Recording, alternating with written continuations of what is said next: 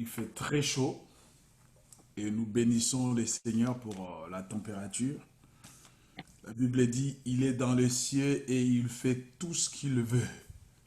Gloire lui soit rendue pour cette journée combien merveilleuse qu'il nous accorde encore dans sa présence. Oui, bien-aimés, nous voulons encore ce matin nous entretenir sur la parole de Dieu. Et ce matin, bien-aimés, nous allons parler d'un sujet qui est aussi important que les services, que les ministères, que l'appel, que la vocation. Nous allons parler du brisement. Les thèmes de mon message ce matin, c'est le brisement. Et nous allons définir le brisement comme étant une sorte de pression que Dieu exerce sur nous pour nous montrer que nous sommes chers et vulnérables sans lui. Définissons les brisements comme étant une sorte de pression que Dieu exerce sur nous pour nous montrer que nous sommes chers et vulnérables sans lui. Et cette pression peut venir de différentes sources. Elle peut venir de la famille, des amis, de peuples, des communautés, de l'ensemble, etc. Cette pression, en d'autres termes, nous pouvons l'appeler épreuve. Et cette pression ou épreuve peut venir de différentes sources. Familiales, amicales, le peuple communautaire, ensemble, ça dépend. Tout dépend de la volonté et de la souveraineté de Dieu. Le brisement est un processus que Dieu exerce dans notre vie afin de nous préparer à les servir comme il attend de nous. Le brisement est un processus que Dieu exerce dans notre vie afin de nous préparer à les servir comme il attend de nous.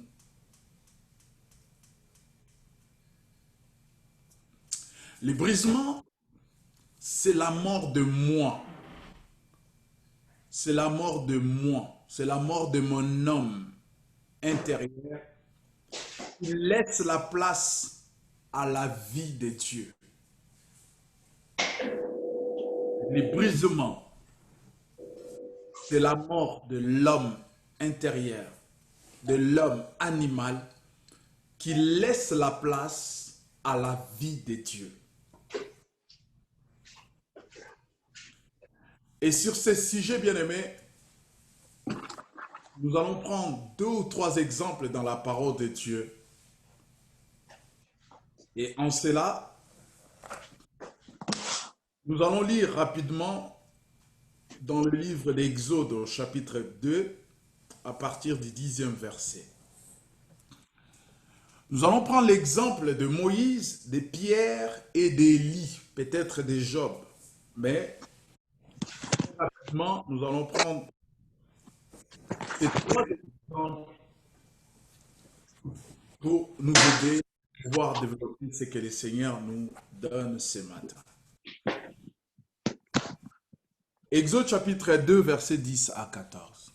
La Bible dit, « Quand l'enfant y grandit, elle amena à la fille du Pharaon, et celle-ci les prit pour fils. Elle lui donna le nom de Moïse, car, dit-elle, je l'ai retiré des eaux. En ce temps-là, Moïse, devenu grand, se rendit auprès de ses frères et porta les regards sur leurs pénibles travaux. Il vit un Égyptien qui frappait un Hébreu d'entre ses frères. Il se tourna de côté et de l'autre Et voyant qu'il n'y avait personne, il frappa l'Égyptien à mort et les cacha dans les sables. Il sortit les jours suivants, et voici des Hébreux qui se querellaient. Il dit à celui qui avait tort, pourquoi frappes-tu ton camarade? Il répondit, qui t'a établi chef et juge sur nous? Parles-tu pour me tuer comme tu as tué l'Égyptien? Moïse eut peur et se dit, sûrement l'affaire est connue.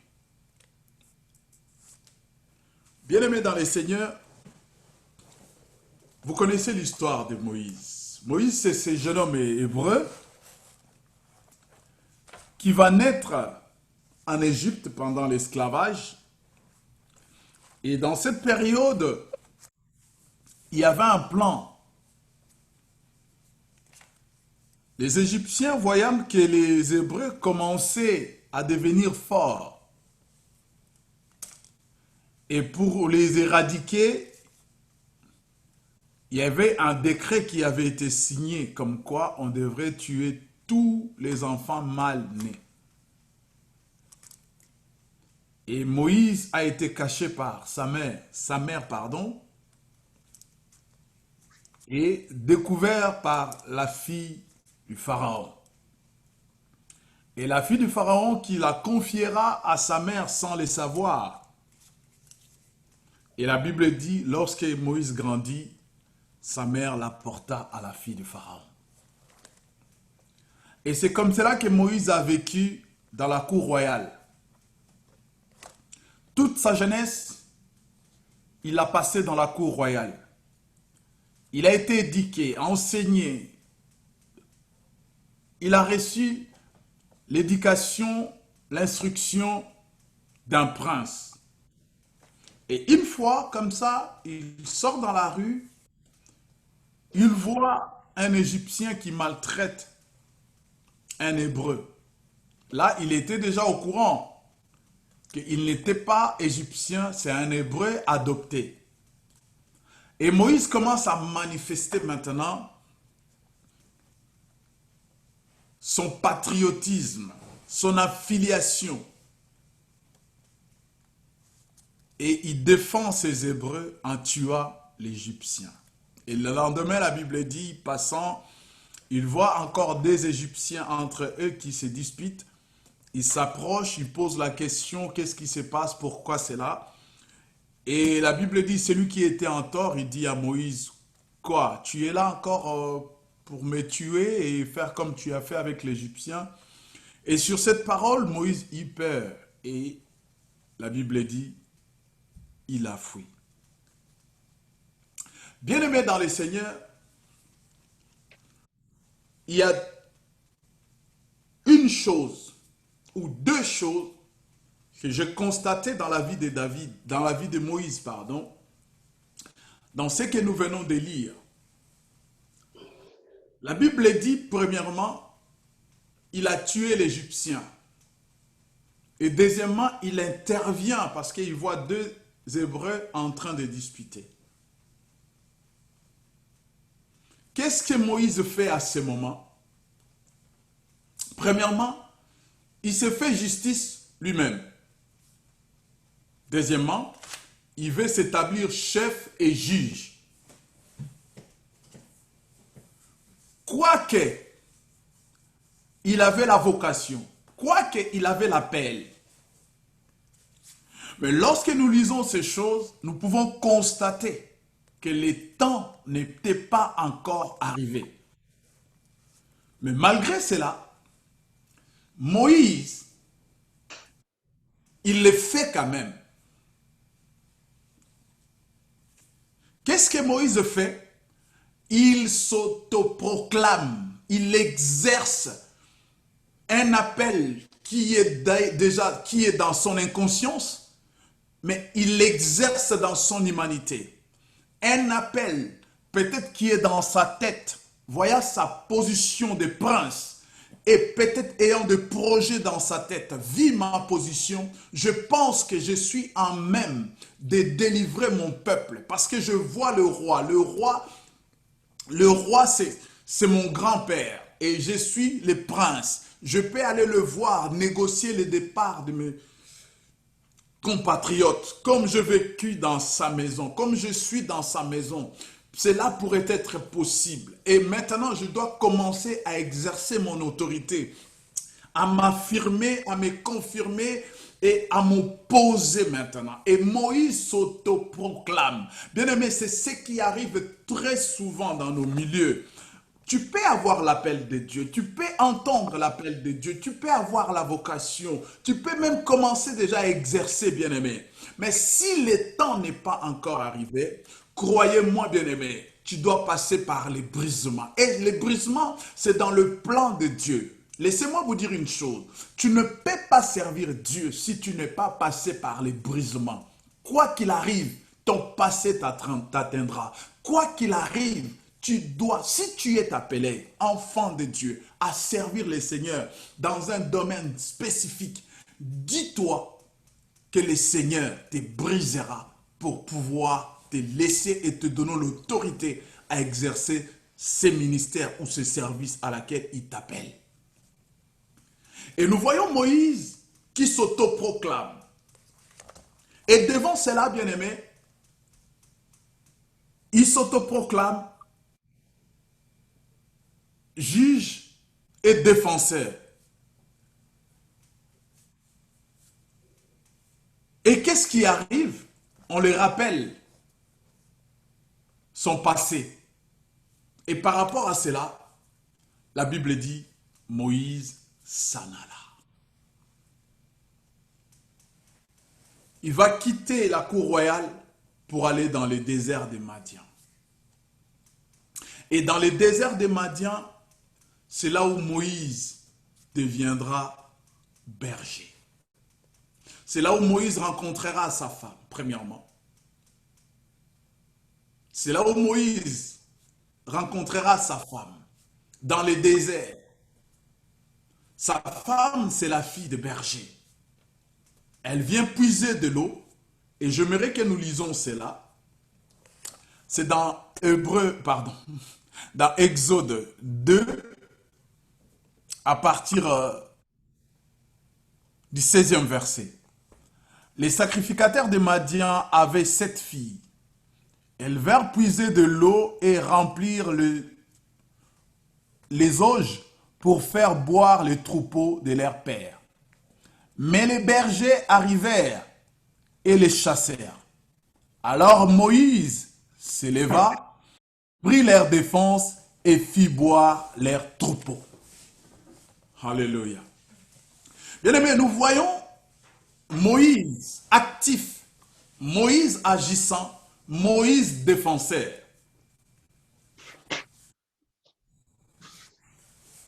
Et Dieu est en train de l'amener quelque part. Moïse, le défenseur. Voyons encore ici, il vient encore de défendre un groupe de filles. Il a pris leur défense. Il leur a permis qu'ils puissent puiser de l'eau pour leurs troupeaux. Et lorsque les filles retournent chez elles, ils vont dire à leur père, nous avons rencontré un homme. Et cet homme deviendra son beau-fils. Bien-aimé dans le Seigneur, je disais, lorsque on est appelé à servir Dieu, on doit s'attendre à un brisement de la part de Dieu.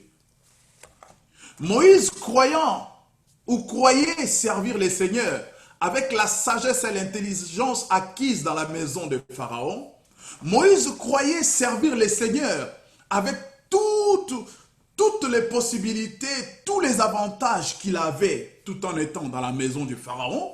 Moïse croyait servir le Seigneur avec son rang social, avec ses mérites, avec tout ce qu'il avait comme prince. Mais le Seigneur commence d'abord par les sortir de sa royauté.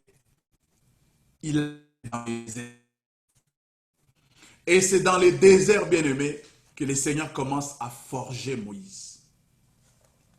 Et lorsque Moïse prend la forme à laquelle Dieu voulait le voir, le Seigneur maintenant commence à utiliser Moïse. Pourquoi je dis cela? Très souvent, bien-aimés, on nous a montré Moïse comme un bègue. Parce que Moïse ne savait pas parler. Mais depuis que nous avons commencé cette histoire, nous voyons nulle part où Moïse y bègue, nulle part où Moïse n'arrive pas à parler. Moïse parlait et il parlait très bien. Mais il devrait changer son langage. Si le langage de Moïse, si sa bouche était un atout pour lui, peut-être que sa bouche n'était pas un atout pour Dieu. Moïse devrait d'abord comprendre, commencer par fermer sa bouche. Il a l'appel, il a la vocation, il a l'onction, comme on dit. Mais si c'est sa bouche qui devrait les tuer, Dieu commence d'abord par les sectionner, commence d'abord par les travailler. Et lorsque nous lisons dans Exode 2, 17, la Bible dit, il prit la défense, il fit boire les troupeaux.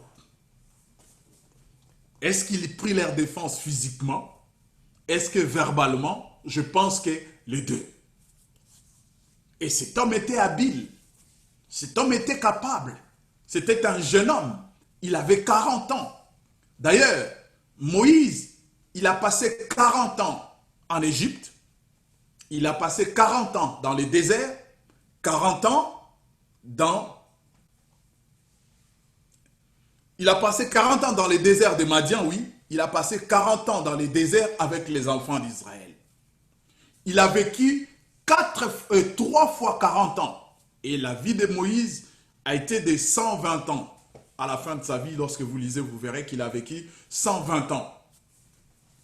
Et les 40 ans dans la vie, dans la famille royale, il avait développé des habitudes, il avait développé des caractères, il avait développé une vie royale, parce qu'il vivait dans la cour royale. Et les 40 ans dans les déserts, c'était ça les 40 ans de préparation et de brisement. Et lorsque, bien aimé, la Bible nous dit dans le livre des Hébreux, Hébreux chapitre 11, à partir du 24e verset, écoutez ce que la Bible dit.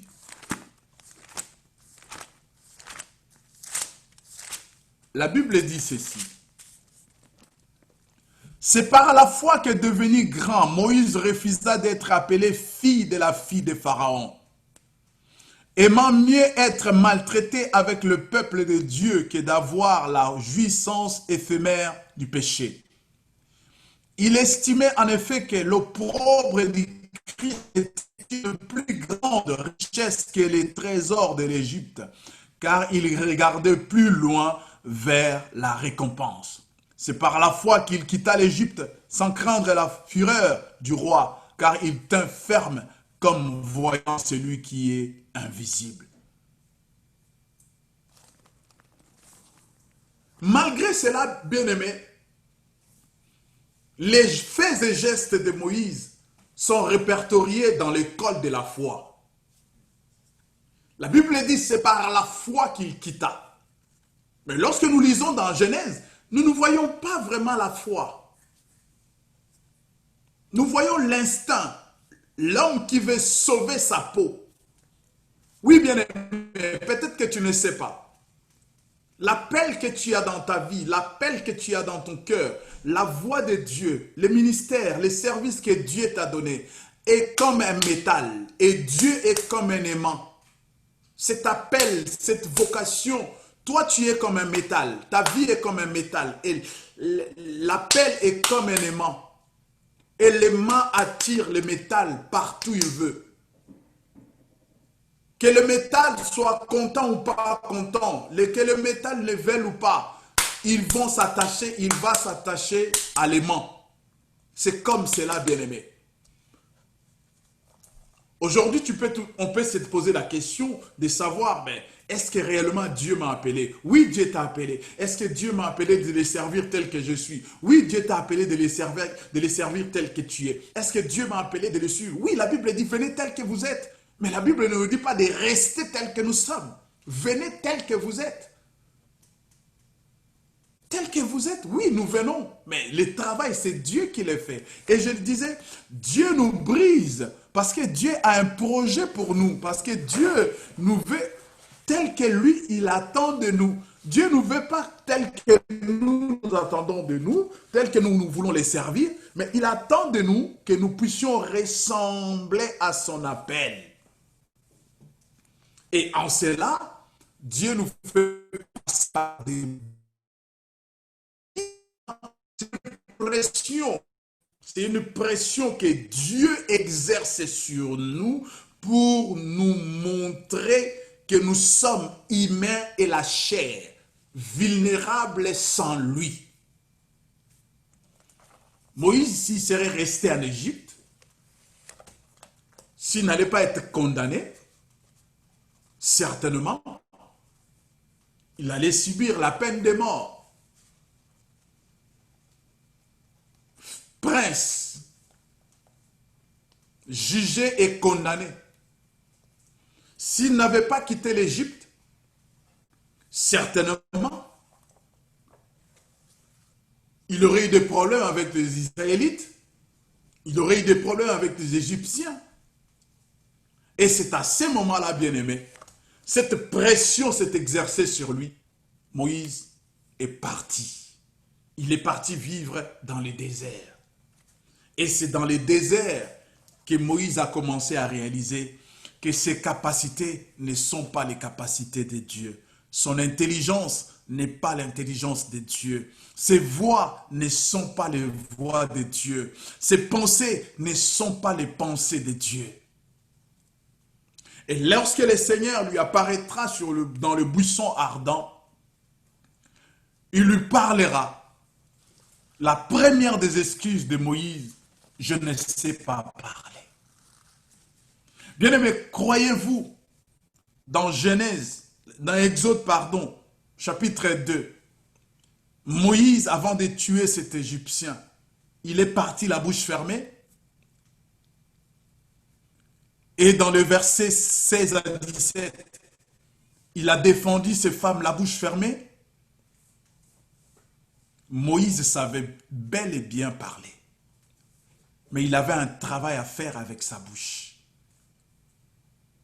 Deux fois sa bouche lui a fallu coûter la vie. Et Dieu commence à les briser. Il dit à Dieu, oui, je ne sais pas parler. Voilà. C'est là où Dieu dit à Moïse, oui, merci. Tu commences à comprendre. Tu croyais tout faire tout seul. Tu croyais être capable de tout. Mais maintenant, moi, Dieu, je crois que tu as compris qu'il te faut obéir.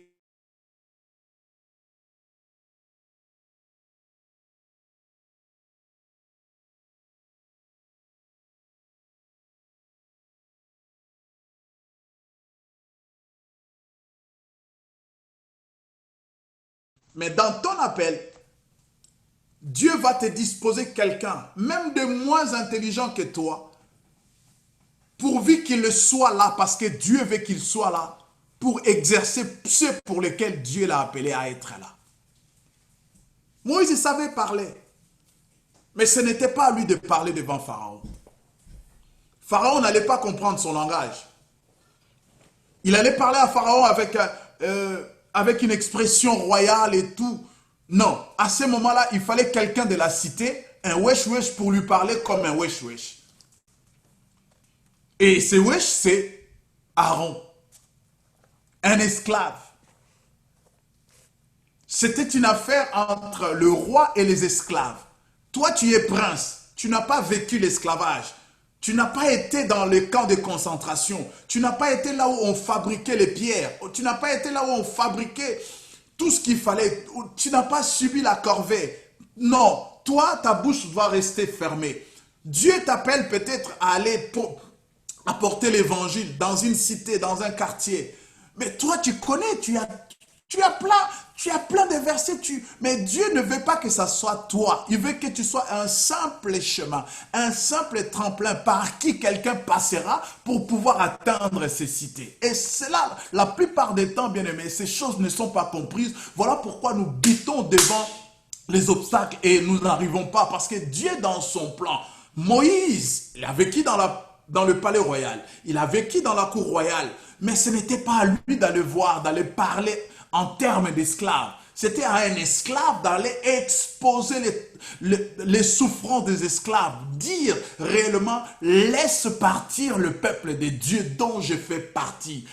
Pharaon pouvait poser la question à Moïse, mais toi tu me dis de te laisser partir, tu as toujours été dans la cour royale, tu n'as jamais été esclave. Mais lorsque Aaron parle, les faits sont là, je suis un esclave, je suis un hébreu. Et je demande la libération de mon peuple. Je demande que tu nous laisses partir. Ainsi dit le Seigneur. Et Dieu commençait à discipliner Moïse. Bien-aimé, lorsque Dieu nous enseigne quelque chose, apprenons-le. C'est pour notre bien. Et Dieu était en train de préparer un homme. Il était en train de préparer un berger. Il n'était pas en train de préparer un justicier. Il n'était pas en train de préparer un policier, un geôlier. Il était en train de préparer un berger. Et voilà pourquoi Dieu a commencé par briser, à fermer la bouche de Moïse et à contenir ses bras. Alléluia.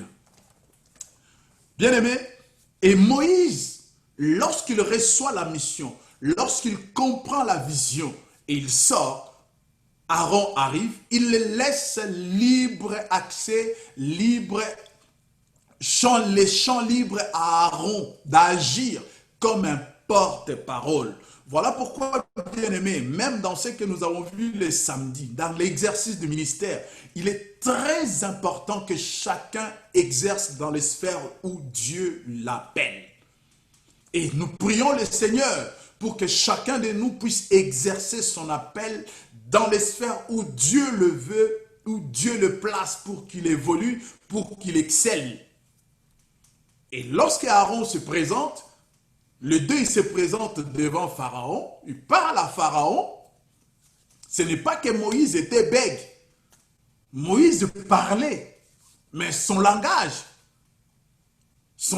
n'était pas le langage que Dieu voulait adresser à Pharaon. Dieu voulait que Pharaon en face de lui ait quelqu'un qui a un autre langage que celui de ceux qui sont grandis dans la cour royale, qui a un langage de la rue.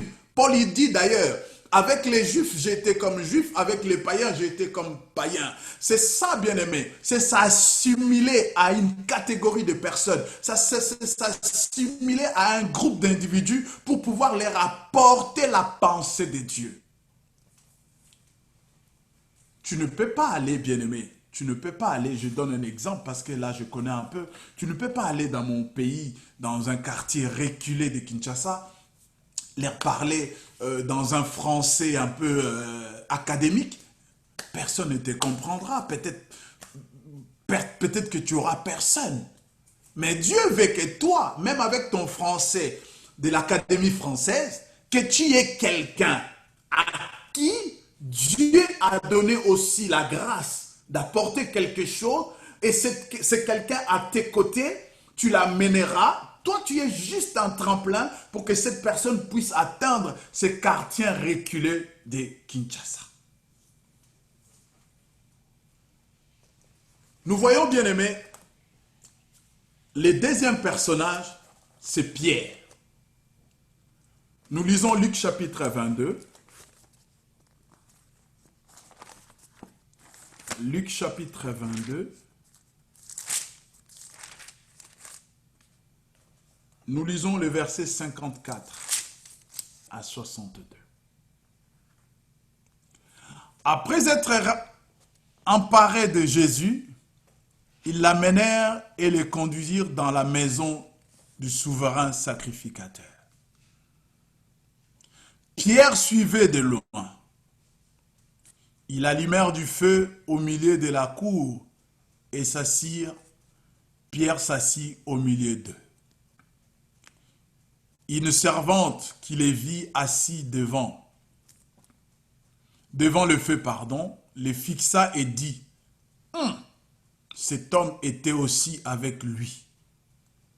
Mais il les nia en disant, femme, je ne le connais pas. Peu après, un autre les vit et dit, tu es aussi de ces gens-là. Et Pierre dit à l'homme, je n'en suis pas. Après un intervalle d'environ 1 heure, un autre encore insistait. Certainement, cet homme était aussi avec lui, car il est galiléen. Pierre répondit, toi, je ne suis pas ce que tu veux dire. Au même instant, comme il parlait, encore les coqs chanta.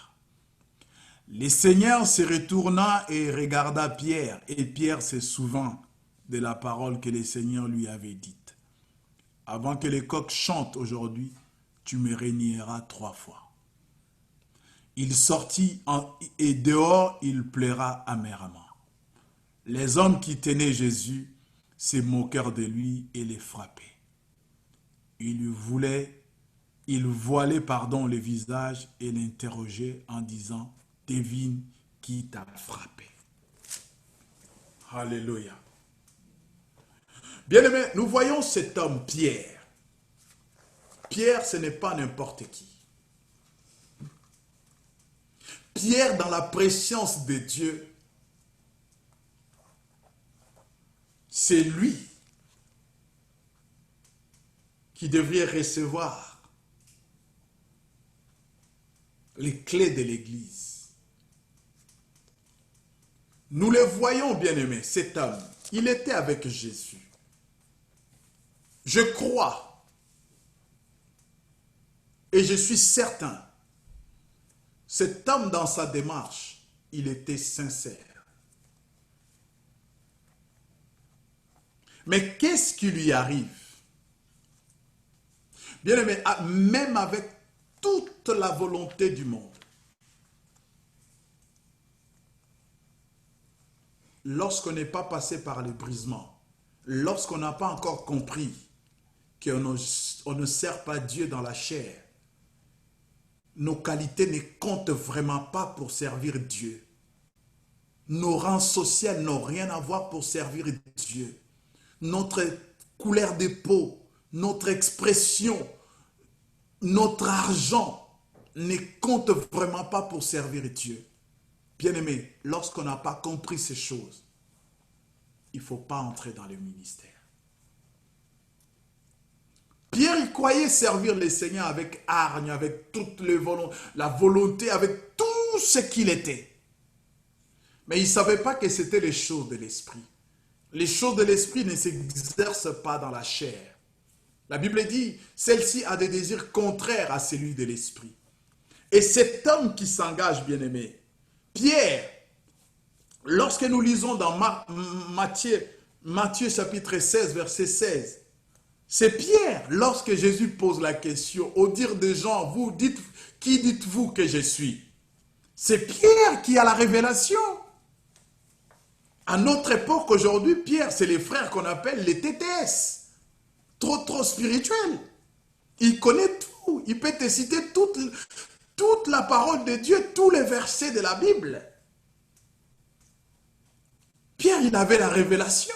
Et Jésus lui dit, cette révélation ne venait pas de lui. Cette révélation venait du Père. C'est-à-dire, Dieu s'est révélé en Pierre. Il dit, tu ne l'as pas reçu de toi-même. C'est mon Père qui te l'a révélé. Pierre, c'était un frère très spirituel. Lorsque Pierre il prie au passé simple et en langue. Vous imaginez? Et c'est même Pierre C'est même Pierre qui va coacher Jésus. Lorsque nous lisons dans Matthieu chapitre 16, au verset 22. C'est même Pierre. Lisons cela s'il vous plaît. C'est très important. Matthieu chapitre 16, verset 16. Écoutez, bien-aimés.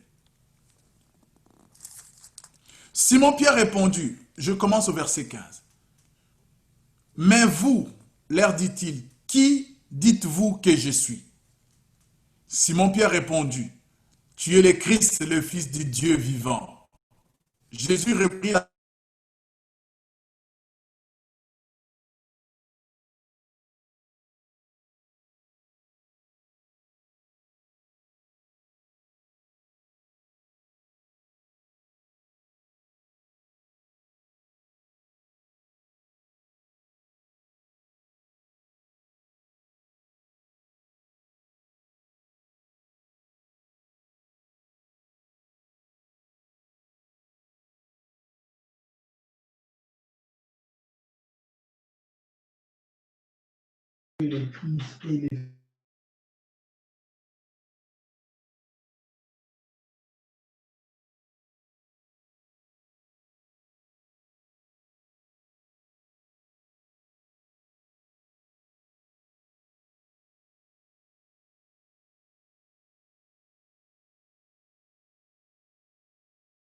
Alléluia. Et Jésus qui reprend, il dit à Pierre, ce n'est pas toi. Tu es heureux, Simon, fils de Jonas, car ce ne sont pas la chair et le sang qui t'ont révélé, mais mon Père qui est dans les cieux.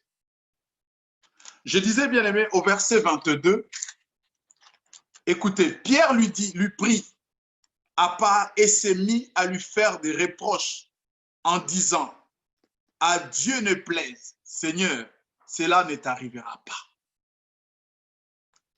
Lorsque le Seigneur leur annonce comme quoi, je dois mourir, je dois m'en aller, je dois être crucifié pour le salut de l'humanité. La Bible dit, Pierre le prit de côté pour le coacher.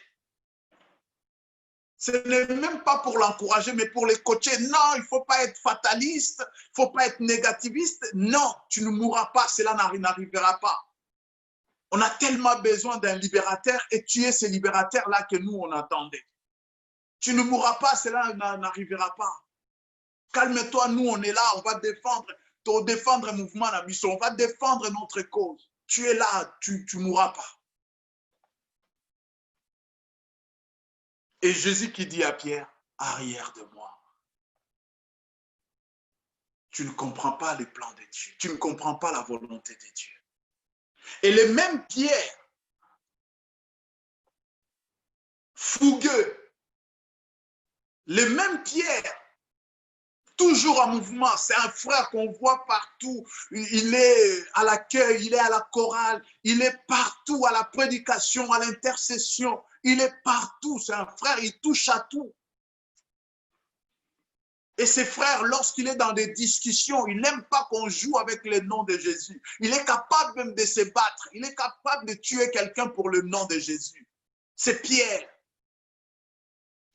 Dans Jean chapitre 18, la Bible dit, lorsqu'on est venu pour arrêter Jésus, et qu'est-ce que ses frères y fait?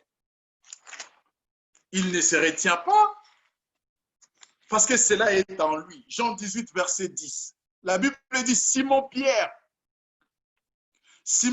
qui avait une épée, la tira, frappa les serviteurs du souverain sacrificateur et lui trancha l'oreille droite.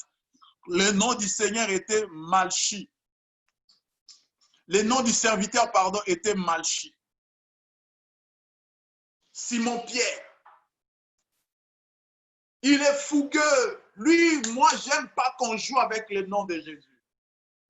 J'aime pas qu'on touche à mon Jésus. Défenseur de l'évangile, qui coupe l'oreille du serviteur. Et Jésus, il arrive, il dit, non, ce n'est pas comme ça, Pierre. Tu n'as pas encore compris. Tu n'as pas encore compris. Tu manifestes ça, mais tu n'as pas encore compris. Un jour, tu comprendras. Ce n'est pas mauvais d'être fougueux, d'être partout, de servir les seigneurs. Mais bien aimé, si tu n'es pas brisé, tu vas couper l'oreille du serviteur. Si tu n'es pas brisé, tu vas coacher les seigneurs.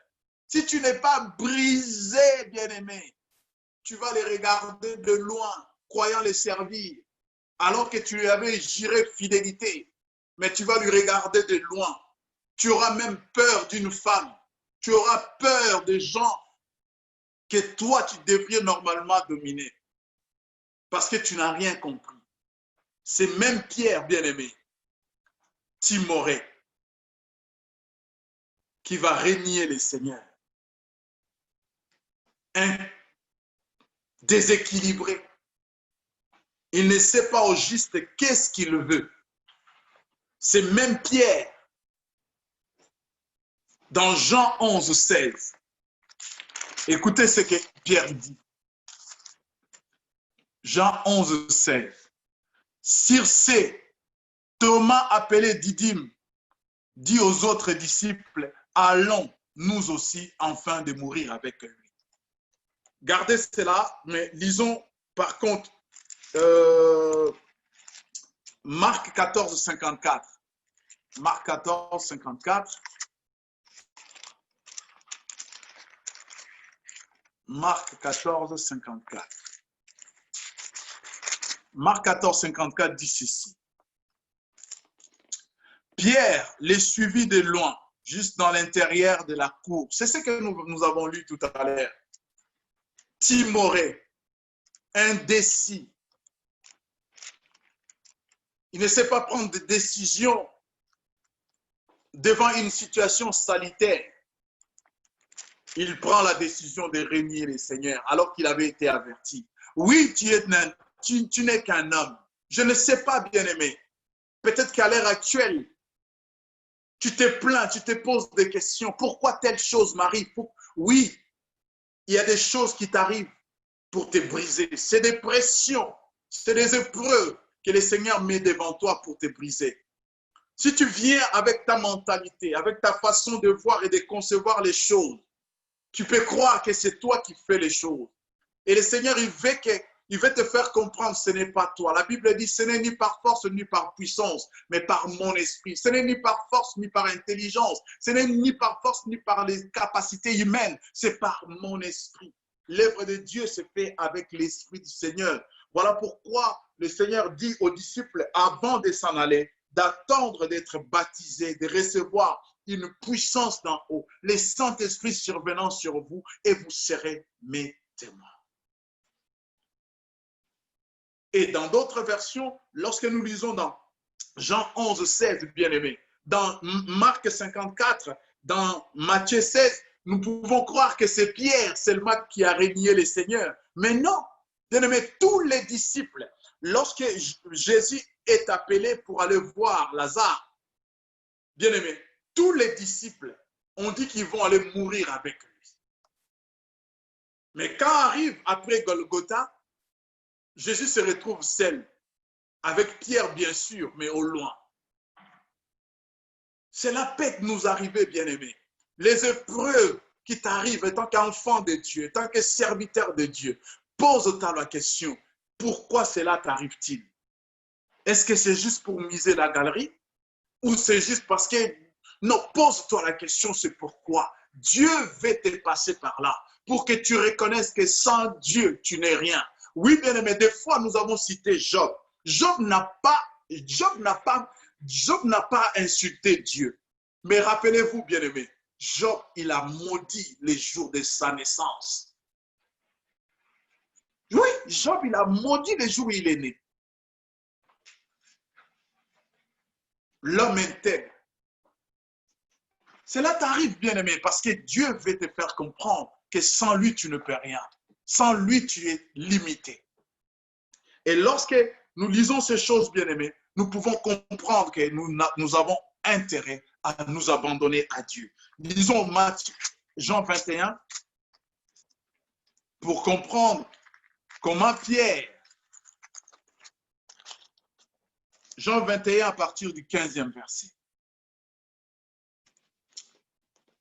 Après qu'il y mangé, Jésus dit à Simon-Pierre, Simon, fils de Jonas, m'aimes-tu plus que le font ceci?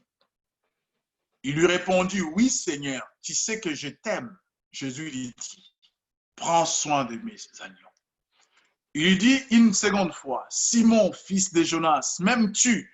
Pierre lui répondit, oui Seigneur, tu sais que je t'aime. Jésus lui dit, sois les bergers de mes brebis. Il lui dit pour la troisième fois, Simon, fils de Jonas, m'aimes-tu? Pierre fit attrister ce qu'il lui avait dit, de ce qu'il lui avait dit pour la troisième fois, m'aimes-tu? Et il lui répondit, Seigneur, tu sais toutes choses, tu sais que je t'aime. Jésus lui dit, prends soin de mes brebis. Alléluia. Pierre n'était pas encore arrivé. Pierre était dans les apparences, dans les sentiments.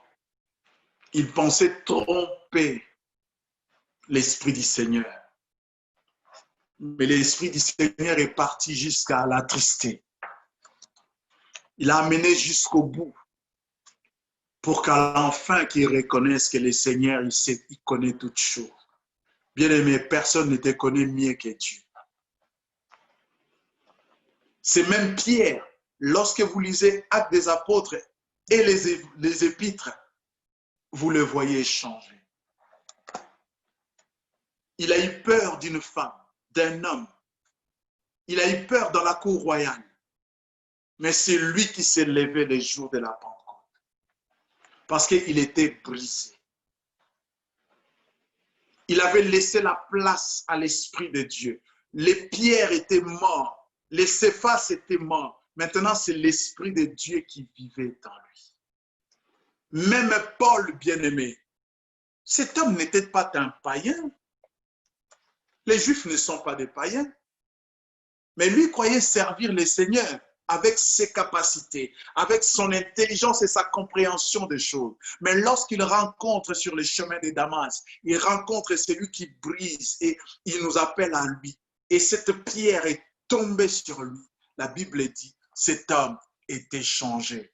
C'est de l'Église, lorsqu'ils l'ont vu, ils ont dit, ce n'est pas, est-ce que n'est-ce pas celui qui persécutait l'Église? Non, si c'est lui, mais il a été changé, il a été brisé. Son cœur a rencontré les briseurs, les rockman, et il a taillé à son modèle. Et maintenant, il sert pour l'avancement de l'Église. On n'aura pas le temps de parler sur Élie, bien-aimé. Mais laissez-moi vous dire une chose. Dieu ne nous brise pas pour nous faire du mal, mais plutôt pour faire sortir le meilleur qui est en nous. Dieu ne nous met pas à l'épreuve pour nous perdre, mais plutôt pour gagner ce qui est en nous, bien-aimés. Pour la multiplication des pains, bien-aimés, il aura fallu que le pain soit brisé. Pour que tu sois efficace, pour que tu te multiplies et que tu sois utile dans la maison de Dieu, il te faut que tu sois brisé. Accepte le brisement. Ne vois pas toute épreuve comme une malédiction. Ne va pas gêner à toute épreuve. Aujourd'hui, on nous balance des jeunes partout comme ça, sans discernement. Il y a des choses, on n'a pas vu Moïse gêné, on n'a pas vu Paul gêné, on n'a pas vu Pierre, gêné, on n'a pas vu Thomas Didyme gêné. Il y a des épreuves qui nous arrivent, bien-aimés, pour que nous puissions juste reconnaître que nous sommes humains et limités et laisser la volonté de Dieu s'accomplir à nous. Lorsque cette femme arrive devant Jésus avec ses vases d'albâtre, la Bible dit, l'a cassé. Dieu nous casse, nous brise pour que le meilleur qui est en nous sorte, pour que le bon odeur, la bonne odeur qui est en nous sorte, pour que nous sentons bien. Ce parfum pouvait servir à autre chose. Ce parfum, cette dame s'est parfumée lorsqu'elle sortait. Ce parfum pouvait être un truc décoratif. Et pendant qu'il était décoré, personne ne sentait l'odeur. et il aura fallu briser cela dans la présence de Dieu. Bien-aimés, n'ayez pas peur du brisement. Et le brisement est pour notre bien. Je l'ai dit, le Seigneur ne nous brise pas pour nous faire du mal. Il ne le fait pas pour nous perdre. Le but du brisement, c'est pour faire ressortir le meilleur qui est en nous. Le but du brisement, pour que nous puissions sentir, pour que le monde sente l'odeur, le parfum qui est en nous. Nous avons chanté, non? Que ma vie soit une fleur, un parfum pour toi, Seigneur. Comment tu es un parfum? Tu restes dans la bouteille. Il faut pulvériser pour sentir l'odeur du parfum. Mais devant le Seigneur, il nous brise. Devant le Seigneur, il nous brise. Comme le pain a été brisé pour être multiplié, le Seigneur nous brise pour un pit. Voilà, bien-aimés. Que le Seigneur vous bénisse. Nous prions, Père, pour ta parole. Nous recommandons chacun de nous en traitement. Pour celles et ceux qui passent ces temps de brisement, Seigneur, nous te prions de les soutenir, Saint-Esprit. Nous te les confions. Et pour celles et ceux qui vont subir ces brisements, Seigneur, afin qu'ils comprennent, qu'ils abandonnent leur mentalité, leur caractère, leurs habitudes mondaines. Seigneur de grâce et de gloire, merci de les préparer en vue de l'œuvre du ministère. Nous te prions pour l'Église universelle. Nous prions pour l'Église qui est persécutée. Seigneur de grâce, ta main n'est pas courte pour agir. Préserve et garde ton Église. Bénis ton peuple au nom de Jésus. Amen. Amen. Amen. Que Dieu vous bénisse. Merci, qu'il te bénisse. Merci, que te bénisse aussi. Merci beaucoup.